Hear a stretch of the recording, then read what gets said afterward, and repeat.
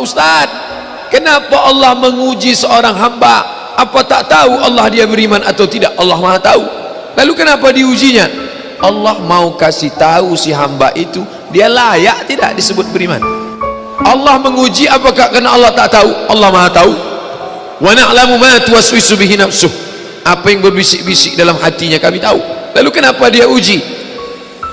Nampaknya Allah tak tahu saya ini beriman apa tidak, makanya dia uji saya. Allah Maha tahu. Wa huwal alimul khabir. Dia Maha tahu yang tersurat, yang tersirat, yang berbisik, yang terucap, dia tahu. Lalu kenapa dia uji? Dia mau ngasih tahu kamu layak apa tidak disebut orang beriman. Dia mau ngasih tahu kamu yang tiap hari mengatakan asyhadu an la ilaha illallah wa asyhadu anna muhammadar rasulullah, amantu billah, raditu billahi rabba, wa bil islami dina, wa bi muhammadin nabiyya wa rasulah, wa bil qur'ani imama. Layak tak kau ucapkan kalimat itu? Maka diujinya. Maka ketika ujian itu datang jangan terkejut, karena orang yang mengaku S2 pastilah dia diuji tesisnya. Orang yang mengaku doktor pastilah diuji disertasinya. Kalau ada mengaku doktor tapi belum menulis disertasi berarti palsu. Kalau ada mengaku layak menjabati suatu tempat tapi belum teruji berarti palsu. Yang palsu tak layak untuk menerima hadiah.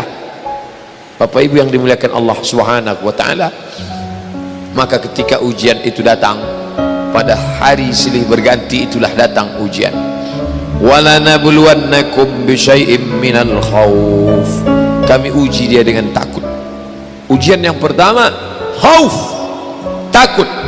Yang kaya takut miskin, yang senang takut susah, yang sayang pada anak takut anak mati, yang sayang pada ayah takut, yang punya istri takut istrinya meninggal, yang punya suami takut suaminya mendahului dia.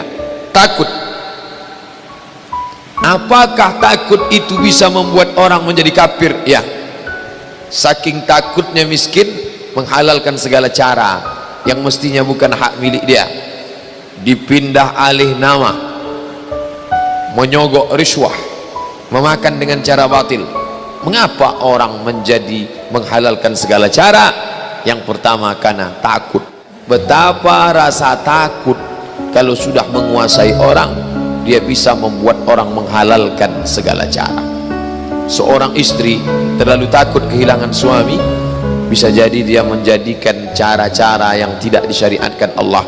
Dandanannya tidak lagi menurut tuntunan Al-Quran, raut wajahnya tidak lagi memakai pakaian yang dibenarkan syariat Islam.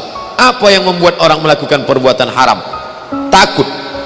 Artis ingin eksis di panggung hiburan, maka dia buka yang tidak semestinya dilihat oleh bukan mahramnya. Apa yang membuat orang takut? Takut, takut, takut. Walanabluwannakum bisyai'im minal khauf. Kami uji kalian dengan rasa takut. Wal ju', lapar. Lapar, di mana letak lapar? Perut. Berapa panjang perut? Sejengkal. Gara-gara perut yang sejengkal orang menghalalkan segala cara. Sejengkal perut, sejengkal di atas pusar, sejengkal di bawah pusar. Nafsu perut, nafsu syahwat. Kedua-dua nafsu ini membuat orang menjadi menghalalkan segala cara haram. Mati, sakit, takut mati, takut sakit, takut susah, takut melarat. Wathamarat, takut buah-buahan hilang, takut paceklik, takut kemarau panjang, sampai-sampai meminta kepada setan, sampai-sampai memandikan kucing, sampai-sampai membuat sajen. Gara-gara apa itu semua? Takut, takut, takut. Wabasyiris sabirin, berikanlah kabar gembira kepada orang-orang yang sabar. Siapa itu? Alladzina idza asabathum musibah, orang-orang yang ketika dia ditimpakan ujian itu, apa kata mereka? Qalu, mereka berkata, inna lillah wa inna ilaihi raji'un. Jangankan harta kami, jangankan anak kami, jangankan suami kami, jangankan rumah kami, jangankan jabatan kami, inna lillah, diri kami ini pun milik Allah, bukan punya kami. Kalau dia yang punya, apa salahnya dia ambil? Maka ketika harta diambil, salah satu yang membuat manusia kehilangan ketika dia merasa memiliki. Ini punya saya, ini milik saya, Kalau orang sudah terlampau memiliki, maka ketika hilang muncul kekecewaan, salah sangka. Makanya kita ini selalu sering salah sangka. Kita sangka punya kita, padahal bukan punya kita. Lillahi ma fis samawati wa ma fil ard.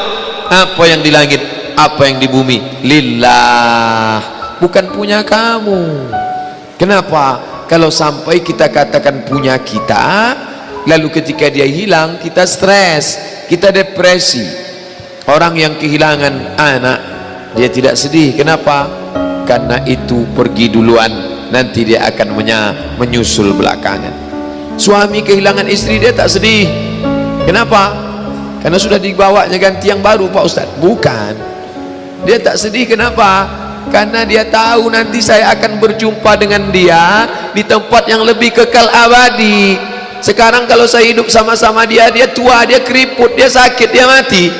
Nanti saya berjumpa lagi dengan dia di mana? Di tempat kekal abadi yang tak pernah sakit, tak pernah mati.